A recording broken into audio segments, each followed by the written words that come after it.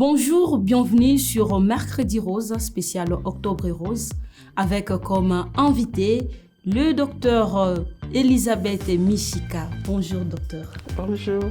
Docteur Elisabeth Michika est spécialiste en santé publique et coordonnatrice de la fondation qui porte son nom FEM, une organisation qui lutte contre les cancers féminins. Aujourd'hui, docteur, nous allons vous poser juste deux questions. Docteur, on entend souvent parler du cancer du sein, mais concrètement, qu'est-ce qui peut l'expliquer et quelles en sont les causes ou facteurs des risques? Ok, merci beaucoup. Le cancer du sein, en fait, c'est une maladie médicale qui n'a pas une seule cause. C'est une maladie, nous disons, que c'est multifactoriel. Donc, il y a plusieurs facteurs, plusieurs causes, plusieurs éléments qui contribuent à augmenter le risque de faire le cancer du sein. Et parmi ces éléments-là, nous avons des éléments qu'on ne peut pas changer, hein, donc non modifiables. Et notamment, d'abord, le fait d'être femme. C'est un cancer qui touche les hommes et les femmes, mais les femmes sont les plus exposées. Donc, à 99%, ça touche les femmes et les 1% concerne les hommes. Donc, le fait d'être femme, c'est le premier facteur de risque. Deuxièmement, il y a aussi l'âge. Le risque de faire le cancer du sein augmente avec l'âge. Déjà à partir de 40 ans au-delà, donc le risque va en augmentant. Mais cela ne signifie pas qu'on n'a pas de cancer avant 40 ans. Nous avons des cas de cancer qui apparaissent avant 40 ans. À 30 ans déjà, ou avant 40 ans, on peut faire le cancer. Alors, parmi toujours ces facteurs-là non modifiables, il y a les antécédents aussi familiaux. Donc, quand il y a une histoire, un antécédent des membres de famille, disons une mère, une sœur, une tante qui a fait le cancer, ça augmente le risque de faire aussi le cancer chez la personne. Bon, on peut aussi signaler le fait d'avoir ces règles avant 12 ans ou faire la ménopause après 55 ans. Tout ça, ce sont certains facteurs qui augmentent les risques. Alors, à côté de cela, nous avons aussi les facteurs liés au mode de vie. Donc, ce sont des facteurs qui sont modifiables parce que c'est lié à nos habitudes de vie. Nous avons, par exemple, le fait de la consommation de l'alcool, le tabagisme, nous avons l'obésité, le manque d'exercice physique. De tout ça, ce sont des facteurs qui contribuent à augmenter le risque.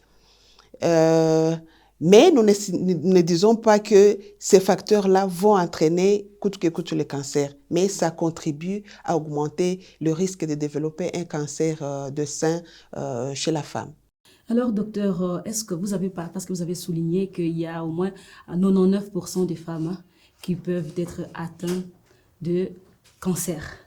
Alors, ma deuxième question est de savoir, est-ce que toutes les femmes sont concernées, même celles qui n'ont aucun antécédent ou des facteurs, des risques particuliers? Merci beaucoup. Nous avons dit, donc, toutes les femmes, le fait d'être femme, déjà, c'est un facteur de risque. Donc, même sans antécédents, autres antécédents, toutes les femmes sont concernées par le cancer du sein. C'est pourquoi, au fait, les femmes devraient éviter de dire « moi, je ne suis pas concernée parce que je n'ai pas d'antécédents dans ma famille, je ne prends pas d'alcool, je ne fais pas ceci. » Non, non. Donc, nous toutes les femmes sont concernées par le cancer du sein et raison pour laquelle nous devons être vigilantes, hein, rester vigilants par rapport et se faire examiner les seins au moins une fois l'an. Comme ça? Non, j'ai dit se faire examiner.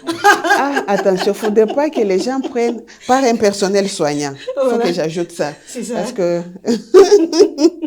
C'est pour cela que je fais comme ça. Non, oui. Les femmes ne devraient pas dire « moi, je ne suis pas concernée parce qu'il n'y a pas d'antécédents ou autre ». Même sans antécédents, toutes les femmes sont concernées parce que le fait d'être femme, c'est déjà un facteur de risque.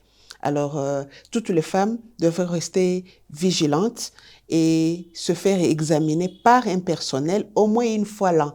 juste pour se rassurer et arriver à découvrir s'il y a un changement quelconque au niveau du sein.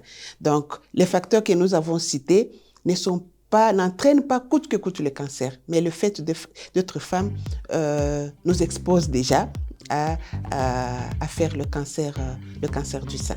Un message pour les femmes. Oui, merci beaucoup à toutes les femmes. Être femme suffit déjà pour être concernée par la problématique de cancer du sein. Au moins une fois l'an, toute femme déjà à partir de 25 ans devrait se faire examiner les seins par un prestataire des soins de son choix. Merci beaucoup, Dr Elisabeth Michika, d'avoir répondu présent à ces rendez-vous. Nous sommes arrivés pratiquement à la fin de cette émission. Merci à vous de l'avoir suivi. Nous vous fixons rendez-vous au prochain numéro. Soyez toujours connectés et surtout laissez-nous des messages, likez et partagez cette vidéo.